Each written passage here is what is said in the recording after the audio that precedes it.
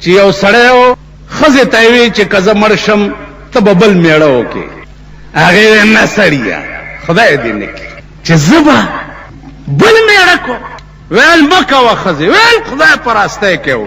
دا ښځې غادره نامه وه چې سړی مړ شو او عدت یې تیر شو نو صاحبه خالق جان غوندې یو کتو ور نکاح شوه. چې نکاح شوه نو د شپې ورته دا زوړ میړه په خوب کې راغی. ورته یې وی چې صدق الذي سماک غادري. رښتینی و هغه څوک چې چا په تا غادره نامه ایښې وه خو غداره وې او غداري دې وکړه که نه. تا خو ویلي چې تا نه وروسته به زه بل میړه نه کوم. نو مال منافقت هغه سیاست دی چې یو ځل چاله لاس ورکې نو د مرګ نه وروسته به د هغه د قبر خاورو ته هم وخت. زه یو ځل مې مفتي محمود ته لاس ورکړی دی. فضل رحمان خو لا څه کوې چې د مفتي محمود د کوڅې سپی ویم نو زه بیا تابعدار.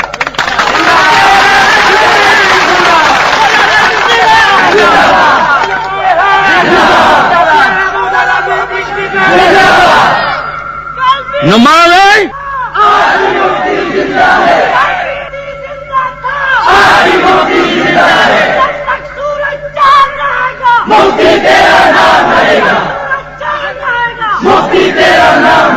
ماوی چې زه کم خلق د مفتی صاحب بدی شو آب زما تر ژوند د زما بدی شي.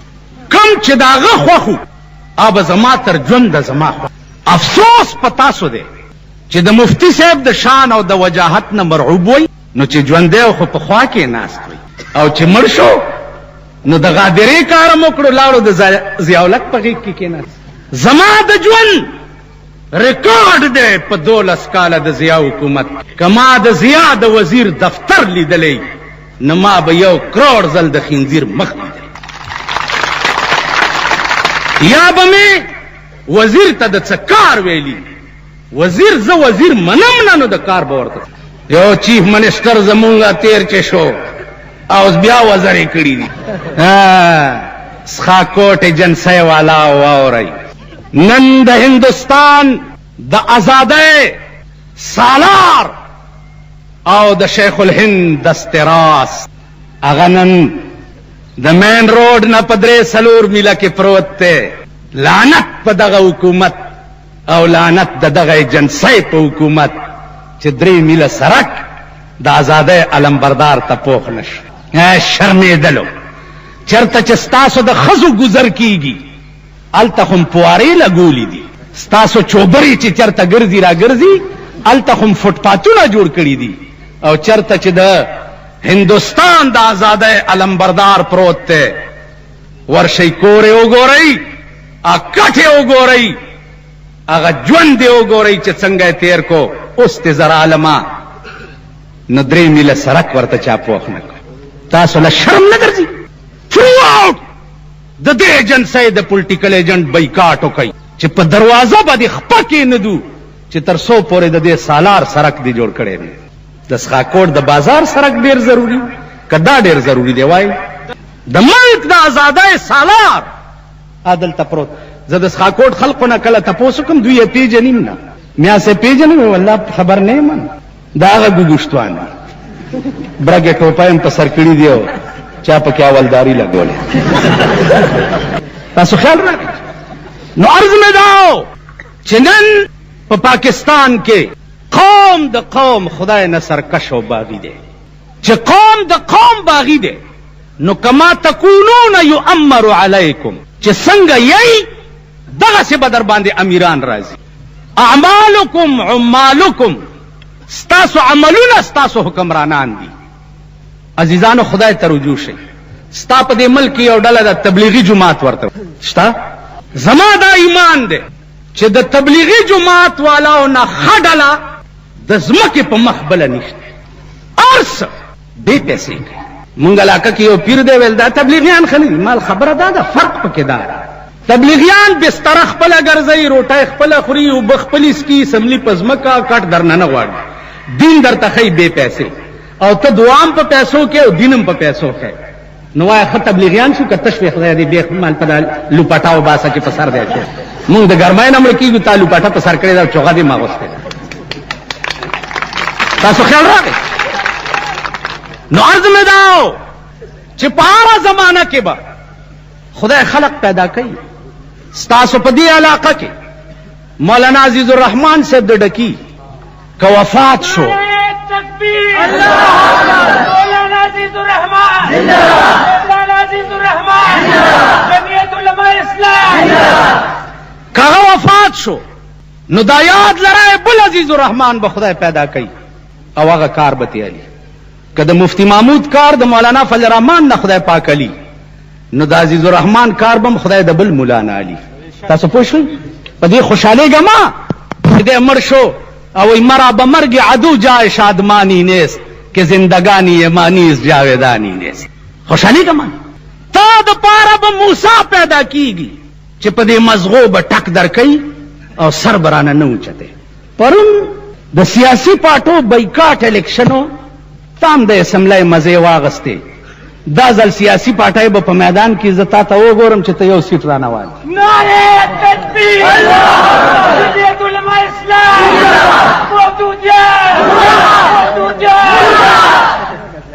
حساب بکا ورورا. زه خو وایم مولانا فضل الرحمان وایي د الیکشن بد مه وایم، الیکشن خدای ورک کا. زه ستا په لاس کې د ایران غوندې طاقت غواړم چې د هرې مشیني او دا سنډاګان ور سملې تنه یو خوا غورځېږي او سر یې بل خوا غورځېږي. زه به څلوېښتو کالو ممبرانو نه حساب غواړم. پرون د ضیا حکومت ممبرانو چې 50 لاک روپۍ اغستې دي، ماما حساب راوباسه، خېټه دې د چرګانو قبرستان دی، والله که دې پرېږده. او موږ نه حساب والی. راشئ د بجلیګر مولا جایګیر وګورئ، جایداد وګورئ، مالیت وګورئ، بینک بیلنس وګورئ، ټول تحقیقات یې وکړئ او ستاسو به هم کو پرېږدم هم نه. که ته وایې لکه خیال کوه څوک به دې مړ کي، نو موت کا ایک دن معین ہے، نیند کی اور راتوں بر نہیں آتی. د مرګ خو یو ورځ ده چې راځي زه به مړ کېږم، نو د غم خوب ولې ټوله شته. که بجلیګر مولا بر شي بل لړم به درته پیدا کېږي، بل به درته پیدا کېږي، بل به کېږي. بل خدای نظام داسې روان دی چې د دین حق د خدمت دپاره په هره زمانه کې خدای خلق پیدا کړي. تاسو خیال ها پراپیګنډا وکړي چې بجلیګر مولا یې مړ کړو. مړ ته چې تاسو مې نه مردار کړي، زه چېرته مړ کېږم. ما وې یو خان ما ته ووایي چې مونږ خو اورېدلي وو چې ته یې ویشتی چا. مال خان خبره واوره، د مولا ډېر اوږد عمر وي. هر مولا چې 2-3 لکه خاورو ته ښکته کړي نه، یا مولا تر هغې نه مري. مال ما یې الله شلم نه دي ښکته کړي، ته لا پاتې، بل پاتې دی، بل پاتې دی، پرېږدم هم چېرته. ویل نو ولې ته مال دا خو دستور دی چې غټ مړي له غټ مولا ګوري خلک، ځکه یې بخي بیا ښه والکه ویلې دا پلانې مړ دی، پلانې مولانا صاحب ورته راوړی لوی مولا که نه چې دا یې جنازه وکړي. واو زما دې په خدای قسمي او بیا مې دې په خدای قسمي او بیا مې دې په خدای قسمي چې د قرآن او د سنت سره دې په ژوند یارانه کړې نه وه. مولا خو څه کوي چې پیغمبر دې جنازه وکړي، خدای به دې نه پرېږدي. په دې خبره پوهېږئ؟ پیغمبر دې جنازه وکړي. جنازه جرګه او هیله ده د خدای ته د هغه د رحم او د بخښنې دپاره. تعلق او رابطه به خپله جوړی د قرآن او د حدیث سره. د مرګ نه رستو په جنازو جنازې زمونږ څه جنازې دي ماما، تاسو په ایمان وایئ چې تاسو د چا جنازه کړې، تاسو د جنازې غرض او غایه پېژنئ؟ پېژنئ سالار څومره جنازې به دې کړي؟ د جنازې هر شي غرض او غایه، د جنازې غرض او غایه پېژنئ؟ چې ته پې پوهېږې نه خدای دې خوار نه کړه، نو جنازه وشوه څنګه؟ مونځ کې نه ولاړ جنازې. اول تاسو د خدای ته مخ کوئ، ما ته شا کوئ چې په جنازه کې ولاړ یې دې ځای کې نری غوندې درد پیدا شوی چې خدای دې مړي سره به بېګاله څه چل کېږي. وایي په ایمان نه. الله اکبر، الله السلام علیکم. دعا وکړئ خدای دې ټولو بخي. ښه سړی ښه سړی مونږ خراب څوک ته راتاسي چې دعا وکړئ چې خدای ته واړه جنت ورکړي. هلکه بېختي وځه چې اته واړه جنت ایدله ورکړه، مونږ به کوم خواځو. اوس په دې وجې نه هرې خبرې ته سوچ کوئ. صحیح نظام به په دې ملک کې الله راځي چې اول تاسو ځان ټیک کړئ. صحیح نظام ته تاسو سر کېدئ، نو هغې نه رستو د ملک نظام به در باندې. عزیزانو ناوخته دی، پرورولای در تاپیل کوم چې جمعیت العلماء اسلام واحد ډله ده په دې ملک کې چې د فقیرانو د درویشانو ډله ده، د طالبانو د ملیانو ډله ده او د دین پرستو ډله ده. ما ته دا یقین دی چې آئنده الیکشن کې به تاسو جمعیت العلماء په هغه ټاپ باندې کامیابوي چې د لندن نه ستاسو متعلق ویلی شي چې واقعي محبان د دین دغه خلق او هغه زاړه خلق جمعیت اوس هغه خلق دا تسلیم کی چې واقعي په دې ملک کې که زور او قوت دی نو د جمعیت العلماء اسلام. عزیزانو دې وخت کې چې ملک د کومو مصائبو شکار دی هغه وجه واضحه کومې ورځې نه او بیا دې قومونو ته پیغمبران را لیږل شروع کړي. کم قوم چې د آسمانی قانون خلاف ورزي وکړه هغه قوم د الله په عظیم قهر گرفتار شو تباش. نن په پاکستان کې وګورئ هغه کم بغاوت او کم بيدینی ده او کم لا دینیت ته چې آپ پاکستان کې نشته.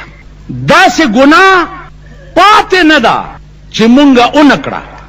نن ستا په ملک کې چې معززین او شریفان د زمانه په کم ګناهونو کې مبتلا دي نو هغه ګناهونه رذیلانو د زمانه په خوب کې نه دي لیدلي. شریف په پاکستان کې هغه چاته وایي چې هغه اول نمبر بدماشي، شرابي وي، زناکار وي، خزه او لونه بربندې ګرځي او شاملات وي. نن هغه خلقو ته معززین او شریفان ویلی شي. تا ما چې یو دا پټکی والا یا پرتګ والا یا دا لوی کمیس دا وی شیخان میخان دي. مونږ سره هلته کلي کې یو دی وایي دا شیخان میخان مال دا خانان مانان ارباپان مرباپان دا څه دي؟ نو عزیزانو نن ستا ملک د دې عظیم بحران شکار دی چې زاغان کې ناست په سر د سروي توتیان ته لاندې د ځان ویرونه کوي. زاغان په سروي ناست دي او توتیان ته لاندې د ځان ویرونه کوي. زاغان کې ناست په سر د سروي توتیان ته لاندې د ځان ویرونه کوي. رزیلان پاسی عبدالعظیمه په شریفانو اعتراضونه. نن شریفان د زمانه کم خلق دی؟ شریفان هغه خلق دی چې د چا 24 غنټه زندگی چې دا د خدای او د جناب محمد رسول الله په اطاعت کې تیری. شریفان دا خلق. شریفان هغه خلق چې اذان واوري او جمعات ته ځي. شریفان هغه خلق دی چې د چا کورونه د قرآن او د حدیث مرکز وي. شریفان هغه خلق نه دی چې د چا کورونه د وی سی آرونو مرکز وي، د چا کورونه د ډمتوب او د کنجرتوب مرکز. مولانا فضل الرحمن صاحب خپل پالیسی ده چې صحیح هغه به زه خو سیاست پوهېږم هم نه. ایو ملا وی دا بجلیګر ملا په سیاست نه پوهېږي، مال خبره واوره. په سیاست پوهېږم خو په منافقت نه پوهېږم. سیاست پوهېږم وی چې اے ماما شور مکوه. سیاست پوهېږم منافقت نه پوهېږم. ویل ولې منافقت څه معنا؟ ما وی دا د چنډه خرونه دي چې ته لاندې زور کې دوی پاس زور کې. عزیزانو مولانا فضل الرحمن صاحب درته د اقوام متحده د ټولې دنیا تاریخ بیانول. اقوام متحده په تو په اولاد مولانا عبدالقادر آزاد سره به څه چل کې دې سره پرون بله ورځ راشي غوږونه مې خلکو وخوړه په ټلیفونونو باندې او په چوټونو 3 غنټې وشو چې زه په دې سټیج ناست یم. یو خو ما آخرې ته لاس وړی ټولو نه رسته یم.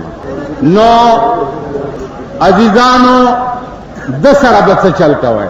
د پرون فتوا ورکړې وه چې بېنظیرې ته څوک ووټ ورکړي یا کافر دی او ښځه پې طلاقه، او چې پرتګستلې ته څوک لوپټه ور په سر کې یا څه شي. بیا انګریزه ده خان دیمه په دې وشرمېږئ ستا د صوبه سرحد زن طلاق ورته استقبال کړي، ستا د صوبه سرحد اسمبلی شکوه کړې ده چې زمونږ اسمبلی د دې جنک د پاره چوټي ولې نه کړه چې دا جنه یو جنک مونږ هم لیدلی، دا هغه اسمبلی ده چې تاسو شرمېدلو ولا ووټ ورکړي، دا هغه اسمبلی ده چې تاسو پاس کړي. په دې خاندایمه په دې وشرمېږئ، مړه شئ، خاورو لاندې ننوځئ. دا څه قوم دی یا دا څه ملک دی یا دا څه وطن؟ زما عزیزانو دې سره به څه چل کوه؟ بېنظیر له ووټ ورکول کافرو او دې له انګریز له د قرآن تحفه چې دی عبدالقادر آزاد پیش کړی په دې لاهور کې د سره به څه؟ دا د آی جی آی مولا، آی جی آی والاو تاسو ته ډېر ډېر مبارک شه. دا خپل مولا آی جی آی والاو تاسو ته ډېر ډېر مبارک شه. او بیا چپ کېنه، بیا دا دومره ذلیل قوم دی چې نن د جمعې ورځ وه په لاهور شاهي مسجد کې به زرګونو دنیا د پسې مونځ کړ. تاسو کې څه ضمیر شته؟ نو عزیزانو عرض مې دا و چې دې ملک ته د دې ډیډیانې ضرورت سو، دا نواز شریف راغوښتې سله ده، په دې مې پوه کوي. عزیزانو بیا عابده حسین اول خپل ایڈوایزر واغستا، اوس د امریکې سفیره کړه.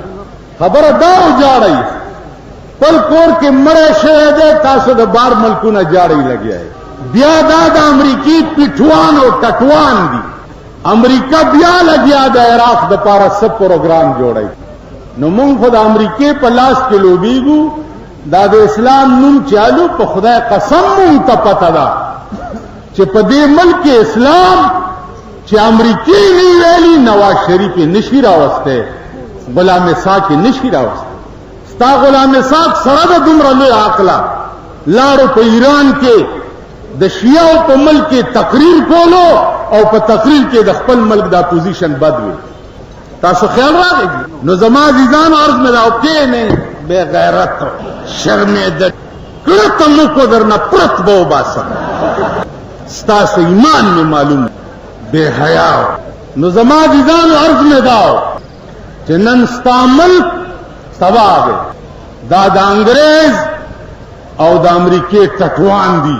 کله به امریکا راځي په سوريږي به، کله به برطانیه راځي په سوريږي به. مونږ کې خپل هیڅ ایمان نشته، خپل هیڅ غیرت راکې نشته. دا اسلام چغې دی علماو تاسو ته وویل وختي چې اخبار والا دا بابیل ولې ګرځي، مالدا بابیلو هغه بابیل دی چې کومو د کعبه حفاظت کړي. پولیس والا زمونږ حفاظت نشي کوله، نو زمونږ د سټیج حفاظت له خدای بابیل را لېږلي.